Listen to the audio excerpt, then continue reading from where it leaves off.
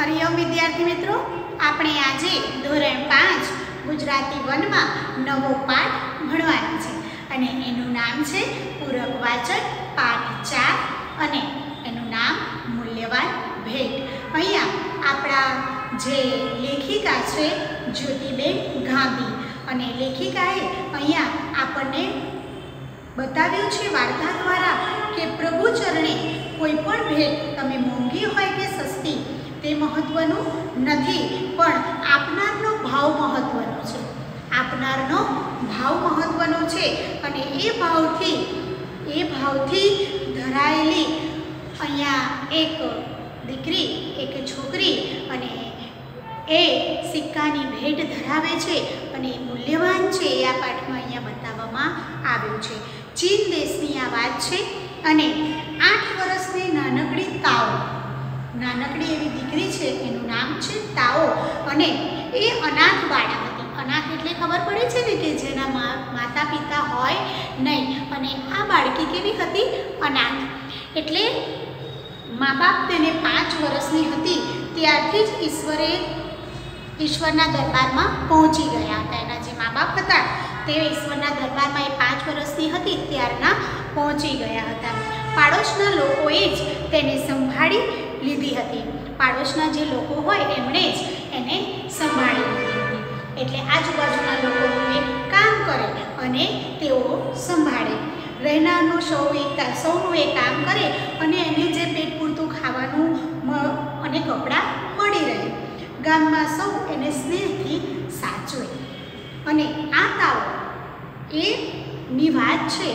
તાઓ એક વેપારીની સ્ત્રીને આ ગમી, એક વેપારીની સ્ત્રીને આ તાઓ ગમી ગઈ, તેથી તે એને પોતાના ઘેર લઈ ગઈ। ક્યાં લઈ ગઈ? પોતાના ઘેર। તાઓને એ કામ તો કરવું હતું, પણ એને એકને એક ઘરમાં કામ કરવાનો પ્રસંગ પહેલી વાર ઊભો થયો। એ દરેક જુદા જુદા ઘરમાં કામ કરતી અને આ તો એકના એક ઘરે એને કામ કરવાનું। આખો દિવસ તે કંઈ ને કંઈ કામ એને પહોંચ્યા જ કરતું। આથી બહાર જવાનું એને બંધ થઈ ગયું। પરિણામે શું થયું? બહારના જે મિત્રો છે, એના જે મિત્રો છે એની સાથે રમવાની, કૂદવાની, ફરવાની જે મજા હોય એની જતી રહી। પણ એણે સૌના દિલ જીતી લીધા હતા। એને કદી કોઈ કામ બતાવવું જ ના પડે તાઓને। વળી એક કામ એટલું ચીવટથી કરે કે કોઈના વાસણમાં જે આપવાનું હોય તો અરીસા જેવા કરી દે, ચકચકાટ। ઓસરી ફર્યું એટલે જે ઘર મકાન હોય એની આગળની ખુલ્લી જગ્યા એને ઓસરી કહેવાય। ફળિયું, ઓરડા વગેરે ચોખ્ખા ચડાક રાખે। અનાજ સફાઈમાં કશી વાતે ફરિયાદ આવે નહીં। તાઓ એવી બૂમ પડે ને કે તરત જ એ હાજર થઈ જાય। આવી તાઓની અહીંયા વાત છે। તો ચાલો ત્યારે આપણે જોઈએ કે તાઓની વાત આપણે જોઈ અને સમજીએ।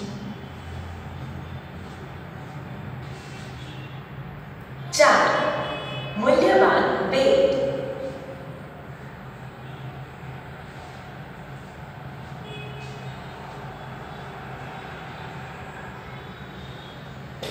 બાળ દોસ્તો, તમે ભગવાનને માનતા હોય કે અલ્લાહને, ઈસુને માનતા હોય કે કોઈ પણ શક્તિને માનતા હોય, ભગવાન, અલ્લાહ કે ઈસુને શું ગમે?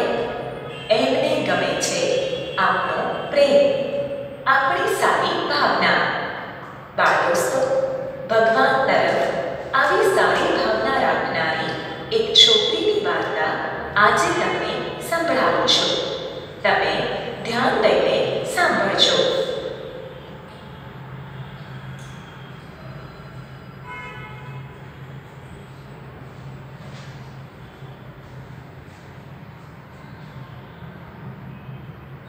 વાર્તા।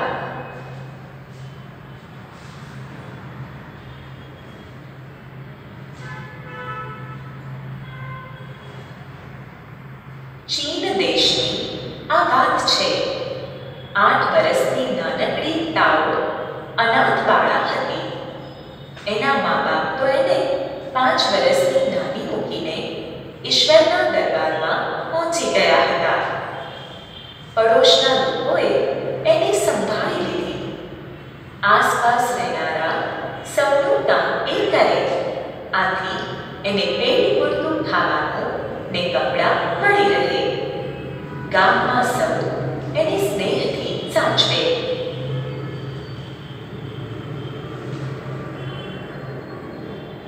એક વેપારીની સ્ત્રીને આ છોકરી ગમી ગઈ, તેથી એ એને પોતાની ઘેર લઈ ગઈ. તાઓને કામ તો કરવું હતું, પણ અહીં એને એકને એક ઘરમાં કામ કરવાનો પ્રસંગ ઊભો થયો. અહીં આખો દિવસ કંઈ ને કંઈ કામ પહોંચ્યા કરતું, આથી બહાર ફરવાનું બંધ થયું. પરિણામે બહારના મિત્રો સાથે રમવાની, કૂદવાની, ફરવાની મજા જતી રહી. અહીં પણ એણે સૌના દિલ જીતી લીધા. એને કદી કોઈ કામ બતાવવું ન પડે. વળી એક કામ ભારે ચીવટથી કરી આપે. વાસણ માંજીને અરીસા જેવા બનાવી દે. ફળિયું, ઓસરી ને ઓરડા વાળીને ચોખ્ખા ચણક કરી દે. અનાજ સફાઈમાં કશી ફરિયાદ ન આવે. તાઓ એવી બૂમ પડતા જ જી કહેતી એ હાજર થાય. એકવાર ઘરની બહારનો રસ્તો સાફ કરતા એને એક કાટવાળો સિક્કો જડી આવ્યો. એણે હાથમાં લઈને એને નિહાળ્યો ને ખુશી અનુભવી. થોડી વાર એને હવે જુઓ, એ જ્યારે ઘરનું બહારનું ઓસરી સાફ કરતી હતી, એકવાર ઘરને બહારનો આવો રસ્તો સાફ કરતી હતી અને એકાએક એને કાટવાળો સિક્કો મળ્યો. શું મળ્યો? કાટવાળો સિક્કો. તો એને એ હાથમાં એણે લઈ અને નિહાળ્યો એટલે જોયો. અને એણે જોયો તો એને એ કાટવાળો હતો, કારણ કે બહુ સમયથી એ ક્યાં જમીનમાં હતો એટલે ભેજ લાગ્યો અને કાટ આવી ગયો હતો. તો એણે ખુશી અનુભવી કે મને પૈસા મળ્યા, બરાબર. તો એને ઘસી પણ જોયો અને ચોખ્ખો કરી જોયો, તો એ ઉપરથી ચોખ્ખી છાપ એને દેખાઈ નહીં. એણે ઘસી જોયો પણ એને ચોખ્ખી છાપ દેખાઈ નહીં. હવે ધ્યાન આપો, શું આ તાવો આ સિક્કાનું શું કરે છે એ આપણે જોવાનું છે. તો તાઓને આ સિક્કો મળી ગયો અને તે એણે શું કર્યું? એના બૂટમાં, ઉપરની ચોખ્ખી છાપ એને દેખાય નહીં ને એટલે એણે એના બૂટમાં મૂકી દીધો. ક્યાં મૂકી દીધું? એના બૂટમાં. જ્યારે એને સમય મળે ને ત્યારે આ તાવો આ સિક્કાને ઘસ્યા જ કરે. આમ તો એ ઉજળો બની ગયો હતો, ઘસ કર્યો એટલે કેવો થઈ ગયો હતો? ઉજળો. પણ અંદરનો જે અંદર કાટ લાગ્યો હોય કેમી જાય નહીં. અને એ સિક્કા માટે એટલી બધી મમતા બંધાઈ ગઈ કે એને કાળજીપૂર્વક સાચવી રાખ્યો. તાઓએ એકવાર ઘરના નોકરોને વાત કરતા સાંભળ્યા. શું સાંભળ્યા? કે આપણા શહેરમાં બૌદ્ધ સાધુઓ, બૌદ્ધ ભિક્ષુઓ, જે બૌદ્ધ લોકો હોય એના જે ભિક્ષુઓ હોય એ ભિક્ષુઓ આવ્યા છે. ભગવાન બુદ્ધની ભવ્ય મોટી એવી પ્રતિમા બનાવવાની છે. પ્રતિમા એટલે શું? તો મૂર્તિ. કેવી ભવ્ય મોટી મૂર્તિ બનાવવાની છે. જેમ આપણે અત્યારે સ્ટેચ્યુ ઓફ યુનિટીમાં આપણે સરદાર વલ્લભભાઈની મોટી મૂર્તિ બનાવી છે ને, એવી ભગવાન બુદ્ધની મોટી મૂર્તિ બનાવવાની હતી. તો જેમ આપણે સ્ટેચ્યુ ઓફ યુનિટી બનાવવાનું હતું તો ગામડે રથ ફર્યો હતો અને જેને જે પણ લોખંડ આપવું હોય એ આપ્યું હતું આપણે યથાશક્તિ. તો એ પ્રમાણે આ બૌદ્ધ ભિક્ષુઓ આવ્યા હતા અને ઘરમાંથી કિંમતી વસ્તુઓનું જેને કોઈ પણ દાન મળે એ આપે. અને આવું વાત તાઓએ ઘરના નોકરો પાસેથી સાંભળી. અને એક દિવસ એ પણ આપણા ઘરે પણ આવશે, આપણે પણ શક્તિ પ્રમાણે કંઈક ભેટ આપવી પડશે, એવું તાઓને પણ વિચાર આવ્યો. અને તાઓને વિચાર્યું, હું શું આપીશ? હું શું ભેટ આપીશ? મારી પાસે તો કંઈ નથી. તાઓને પણ વિચાર આવ્યો કે હું પણ ભેટ આપીશ, પણ હું શું આપીશ? મારી પાસે તો કંઈ જ ભેટ નથી. સાથે જ બીજે દિવસે બૌદ્ધ ભિક્ષુઓ એ વેપારીને ત્યાં આવ્યા, જ્યાં આપણી તાઓ રહેતી હતી.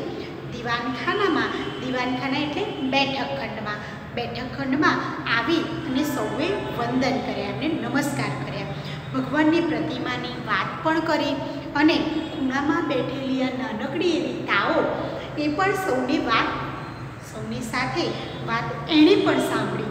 પછી અંદર જઈ અને બધા પોતપોતાની ભેટ લઈને આવ્યા અને એમાં શેઠાણીએ તો સોનાના રૂપાના ઘરેણાનો ઢગલો કર્યો અને ઢગલો થવા માંડ્યો. ભિક્ષુની જોડીમાં ભાતના રત્નજડિત દાગીના હતા. પછી અંદર જઈ અને બધા જ પોતપોતાની ભેટ લઈ આવ્યા અને શુભ કાર્યમાં કંઈ ને કંઈ આપ્યાનો સૌને સંતોષ અનુભવ્યો. અને નોકરોએ પણ ઘરેણામાં એમને યથાશક્તિ જે ઘરેણાં મળ્યા એ ઘરેણાં આપ્યા અને બધાએ સંતોષ અનુભવ્યો કે અમે કંઈક આપ્યું. અને તાઓને તો આંખ ફાટી ગઈ. તાઓએ આંખો ફાડીને જોયા જ કર્યું કંઈ, અને એના આંખમાં જળજળિયા આવી ગયા. જળજળિયા આવ્યા એટલે રોવા માંડી, એ રુદન કરવા લાગી. એની પાસે એક નાનકડો એવો સિક્કો જ હતો, બીજું કાંઈ એની પાસે હતું નહીં. જ્યારે આ કિંમતી વસ્તુઓ આપતા હોય ત્યારે પોતે આવો કાટવાળો સિક્કો આપે તો કેવું ખરાબ લાગે, એવું તાઓને થયું. અને આવી મોંઘી ભેટ મળતી હોય ત્યારે આટલી મામૂલી ભેટની શી કિંમત, એવું તેને થયું ને હૃદયથી ભેટ આપવાની ઈચ્છા થઈ. અને એને થયું કે આટલી બધી મોંઘી જો ભેટ બધા આપતા હોય તો મારો આ કાટવાળા સિક્કાની શી કિંમત. બધી વસ્તુઓ જોડીમાં ભરી અને ભિક્ષુએ વિદાય લીધી.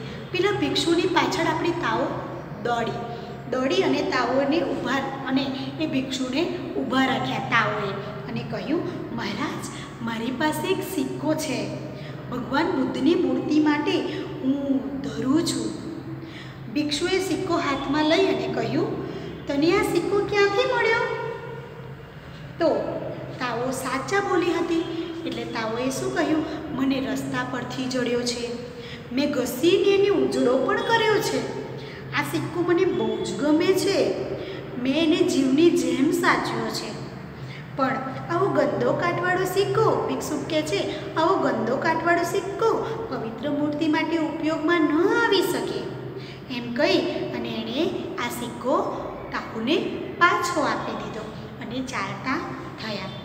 પોતાની ભેટનો અસ્વીકાર થવાથી આ તાઓને ખૂબ જ દુઃખ થયું અને એ તો રડી પડી કે મારી ભેટનો સ્વીકાર થયો નહીં. અને એણે કહ્યું કે ભગવાન બુદ્ધની પ્રતિમા માટે મારી પાસે કશી મૂલ્યવાન ભેટ નથી. ને મનમાં એવું થયું, હું કેવી કમભાગી છું. એ નિરુપાય બની રહી અને પેલો સિક્કો એણે ફરી પાછો ક્યાં મૂક્યો? બૂટમાં મૂકી દીધો. ખૂણેથી ભાતની ભેટ લઈ અને આ સૌ ભિક્ષુઓ મઠમાં આવી ગયા. મઠમાં એટલે મંદિરમાં આવ્યા અને ધર્મગુરુએ બધાને જે એમના આ જે ભિક્ષુઓના મોટા વડા હોય એ ધર્મગુરુએ બધાને કહ્યું કે આજે તમે શું ભિક્ષામાં લાવ્યા છો? તો બધાને કહ્યું કે જો સૌની જોડીમાંથી બધાએ ઘરેણાની મોટી એવી ભઠ્ઠીમાં આ ઘરેણા ઓગાળ્યા અને પ્રવાહી કરવામાં આવ્યું અને મોટા બીબામાં આ જે મૂર્તિ બનાવવાની હતી એ પ્રવાહી મૂર્તિને ઢાળવામાં આવી. બુદ્ધની મૂર્તિ તૈયાર કરવામાં આવી અને મૂર્તિને જોતાં સૌ આશ્ચર્ય પામ્યા, આશ્ચર્યચકિત થઈ ગયા. અરે આ શું થયું હશે? તો આ મૂર્તિના મુખમાં ના ખુશીનો ભાવ હતો. આમ હસતી મૂર્તિ જોઈએ ને એવી નહોતી, ના ખુશીવાળી મૂર્તિ હતી. આ ધાતુના બીબામાં તો ધાતુનો રસ તૈયાર કરવામાં તો કંઈ ખામી રહી ગઈ નહીં લાગે ને, એવું સૌની ચિંતાતુર બની ગયા. મઠના વડાએ સર્વ શિષ્યોને પૂછ્યું, જે મોટો વડો હોય ને એ બધા જે ભિક્ષુઓ લાવ્યા હતા એ બધાને પૂછ્યું કે તમે ભિક્ષામાં તમે ભેટ બધાના રાજી ખુશીથી લાવ્યા છો ને? બધાએ રાજી ખુશીથી આપે છે ને? તમે કોઈનું મન દુખાવ્યું નથી ને? કોઈને ફરજ પાડવામાં આવી નથી ને કે તમારે આપવી જ પડશે? કોઈની પ્રેમપૂર્વકની ભેટનો અસ્વીકાર કર્યો નથી ને તમે? કોઈ પ્રેમપૂર્વક આપતું હોય ને તમે અસ્વીકાર કર્યો હોય એવું તો નથી ને? આ ભેટ મેળવવામાં કોઈ સ્થાને ગફલત તો નથી થઈ ગઈ ને? એટલે જ આવી મૂર્તિ બની છે. એક ભિક્ષુ, જે ભિક્ષુ તાઓના ઘરે ગયો હતો ને, એ ભિક્ષુ ઊભો થયો અને કહ્યું, હા, મને એક નાની બાળાએ ગંદો કાટવાળો સિક્કો આપ્યો હતો ને, તો મેં એને ના પાડી દીધી હતી, એનો અસ્વીકાર કર્યો હતો, સ્વીકાર્યો નહોતો. તો વડાએ કહ્યું કે આ પવિત્ર કામમાં જે કોઈ વ્યક્તિ કંઈ પણ અણમોલ ભેટ આપે એ અણમોલ જ ગણાય, તેથી મૂલ્યવાન ભેટ. સમજાયું ને વિદ્યાર્થી મિત્રો? પાઠનું નામ તેટલે જ છે. જેની પાસે અઢળક સંપત્તિ છે અને કિંમતી અલંકારો આપે એના કરતાં જેની પાસે કંઈ નથી અને છતાં આપે એ મૂલ્ય વધારે છે. ભગવાન બુદ્ધને એવી વ્યક્તિ વધુ પ્રિય છે એવું કહ્યું. તો હા, એ ભેટ ખરા હૃદયથી આપેલી હોવી જોઈએ, કશો ખચવાટ ન હોવો જોઈએ ભેટમાં. ભગવાનને ચરણેલી ધરેલી આ ભેટનો સ્વીકાર કરવાથી એ નારાજ થયા છે. જલ્દી તમે ભેટને લઈ આવો જેનો તમે અસ્વીકાર કર્યો છે.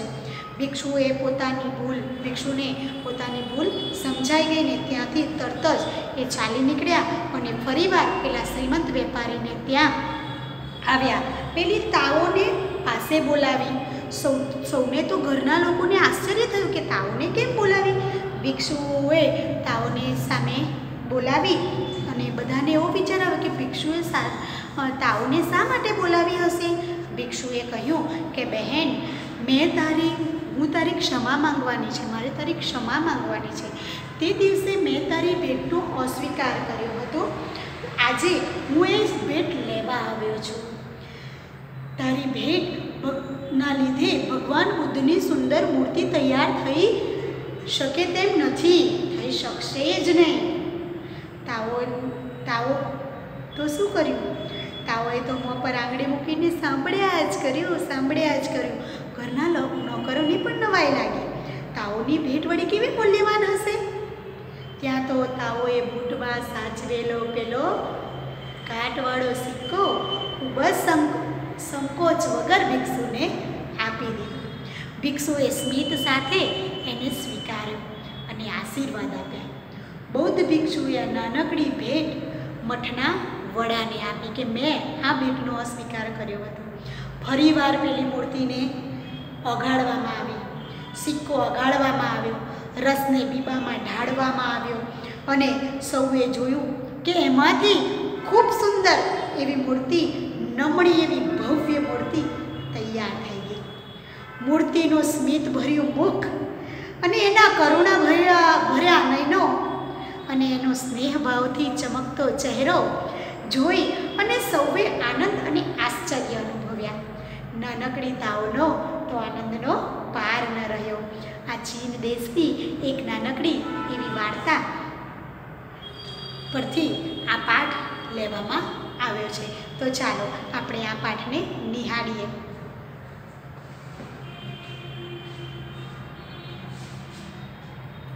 ઘસી જોયું પણ ઉપરની ચોખ્ખી છાપ દેખાય નહીં. એણે એ સિક્કો એના બૂટમાં મૂકી દીધો.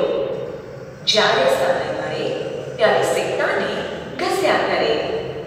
આમ તો એ ઉજળો બની ગયો, પણ અંદરનો કાળ કેને કરીને જાય નહીં. છતાં એને એ સિક્કા માટે મમતા બંધાઈ ગઈ. એણે એને કાળજીથી સાચવી રાખ્યો.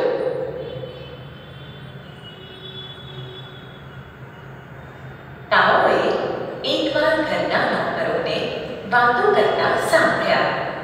આપણા શહેરમાં બૌદ્ધ ભિક્ષુઓ આવ્યા છે. ભગવાન બુદ્ધની ભવ્ય મૂર્તિ તૈયાર કરવા માટે દરેક ઘરમાંથી કિંમતી વસ્તુઓનું દાન મેળવે છે. આપણે ત્યાં પણ તેઓ એક દિવસ જરૂર આવશે. આપણે પણ શક્તિ પ્રમાણે કંઈક ભેટ આપીશું. તાઓને વિચાર આવ્યો, હું શું ભેટ આપીશ? મારી પાસે તો કંઈ નથી.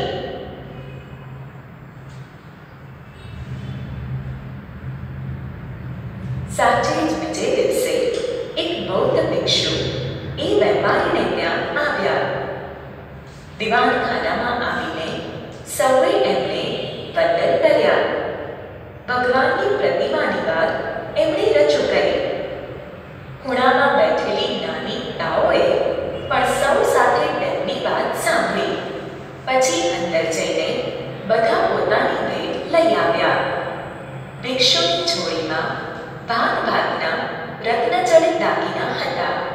એમાં શેઠાણીના સોનાના અને નોકરોના રૂપાના ઘરેણાંનો ઢગલો થવા માંડ્યો. આ શુભ કાર્યમાં કંઈને કંઈ આપ્યાનો સૌએ સંતોષ અનુભવ્યો. તાઓએ આંખો ફાડીને જોયા કર્યું ને એની આંખમાં જળજળિયા આવ્યા. એની પાસે માત્ર એક નાનો સિક્કો હતો. સૌ જ્યારે કિંમતી વસ્તુઓ આપતા હોય ત્યારે પોતે કાટવાળો સિક્કો આપે એ તો કેવું ખરાબ લાગે. એને થયું, આવી મોંઘી ભેટ મળતી હોય ત્યાં મારી મામૂલી ભેટની શી વિસા?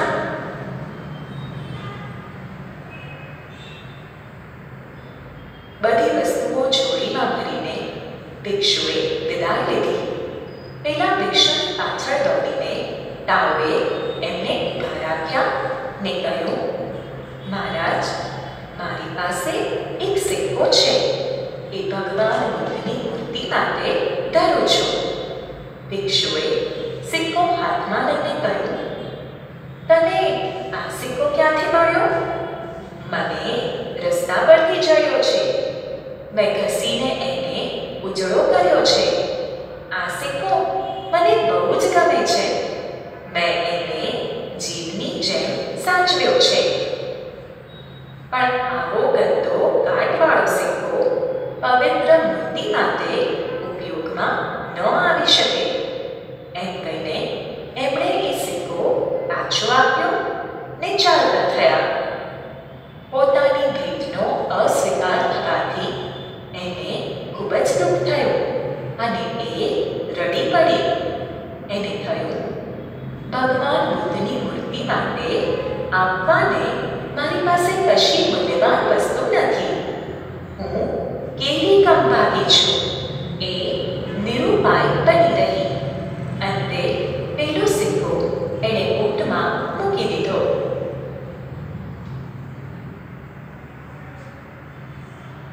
ખૂણે ખૂણેથી ભાતની ભેટ લઈને સૌ ભિક્ષુઓ મઠમાં આવી ગયા. ધર્મગુરુએ આ બધા ઘરેણાં મોટી ભઠ્ઠીમાં નાખીને ઓગાળ્યા. તૈયાર કરેલા પ્રવાહી રસને એક મોટા દીવામાં ઢાળીને બુદ્ધની મૂર્તિ તૈયાર કરવામાં આવી. પણ મૂર્તિ જોતા જ સૌ આશ્ચર્યચકિત બની ગયા. અરે, આ શું? આ મૂર્તિના મુખ પર નાખુશીના ભાવ કેમ છે? આ ધાતુમાં પીવામાં કે ધાતુનો રસ તૈયાર કરવામાં કંઈક ખામી રહી ગઈ લાગે છે. સૌ ચિંતાતુર બની ગયા. મઠના વડાએ પોતાના સર્વ શિષ્યોને એકત્ર કર્યા ને પૂછ્યું, સૌએ તમને ભેટ તો રાજી ખુશીથી આપી છે ને? કોઈને ફરજ પાડવામાં આવી નથી ને? કોઈની પ્રેમપૂર્વકની ભેટનો અસ્વીકાર કર્યો નથી ને? આ ભેટ મેળવવામાં કોઈ સ્થાને ગફલત થઈ છે? એક ભિક્ષુએ ઊભા થઈને કહ્યું, મને એક નાની છોકરીએ આપેલો ગંદો કાટવાળો સિક્કો મેં સ્વીકાર્યો નહોતો. વડાએ કહ્યું, આવા પવિત્ર કાર્યમાં જે કોઈ વ્યક્તિ જે કંઈ આપે તે અણમોલ ભેટ ગણાય. જેની પાસે અઢળક સંપત્તિ છે તે થોડા કિંમતી અલંકારો આપે. એના કરતાં જેની પાસે સંપત્તિ નથી છતાં કંઈક આપે છે તેનું મૂલ્ય વધારે છે. ભગવાન બુદ્ધને એવી વ્યક્તિ સૌથી વધુ પ્રિય છે. હા, એ ભેટ ખરા હૃદયથી આપેલી હોવી જોઈએ. ભગવાનને ચરણે ધરાવેલી ભેટનો અસ્વીકાર કરવાથી એ નારાજ થાય છે. જલ્દી જઈને ભેટ મેળવી આવો.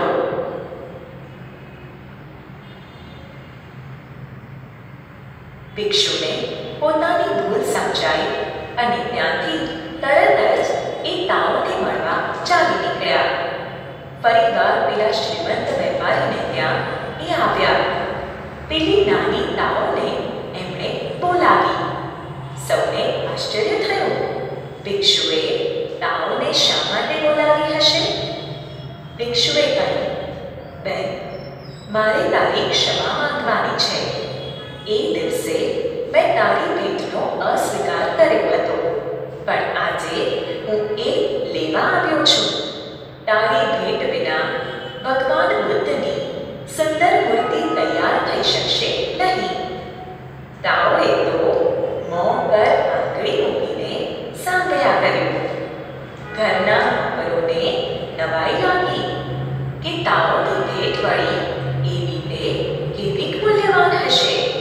ત્યાં તો તાઓએ બૂટમાં સાચવેલો પેલો કાટવાળો સિક્કો ખૂબ સંકોચ સાથે ભિક્ષુને ચરણે ધર્યો. ભિક્ષુએ તે સ્મિત સાથે સ્વીકારીને એને આશીર્વાદ આપ્યા.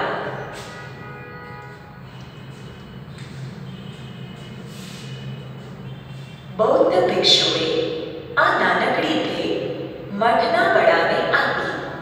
ફરીવાર પેલી મૂર્તિની ધાતુ સાથે આ સિક્કો ઓગાળવામાં આવ્યો ને એ રસને બીબામાં ઢાળવામાં આવ્યો.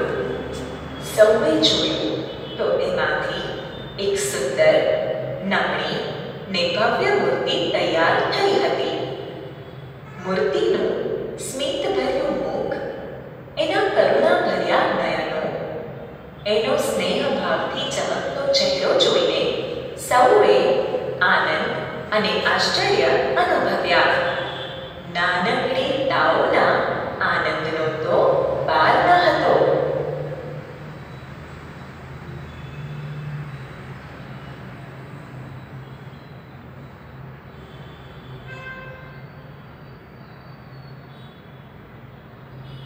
શબ્દ સમજૂતી.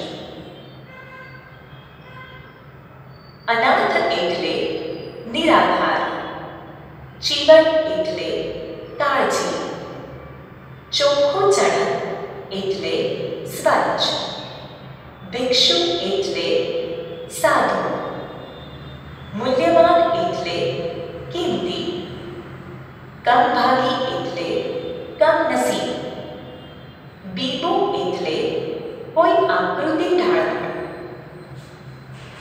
તો વિદ્યાર્થી મિત્રો, આપણે અહીંયા મૂલ્યવાન ભેટ એ પાઠને સમજ્યા, બરોબર? તો એ પાઠના શબ્દ સમજૂતી પણ આપણે મેળવી ચૂક્યા અને આ શબ્દ સમજૂતી તમારે CWની નોટમાં વિદ્યાર્થી મિત્રો સાદા અક્ષરથી લખવાની છે, બરોબર? આ પાઠના પ્રશ્નોત્તર આપણે આગળના વિડીયોમાં સમજીશું. તો ચાલો, અહીંયા આપણે આપણો વિડીયો પૂર્ણ કરીએ છીએ. હરિઓમ વિદ્યાર્થી મિત્રો, થેન્ક યુ.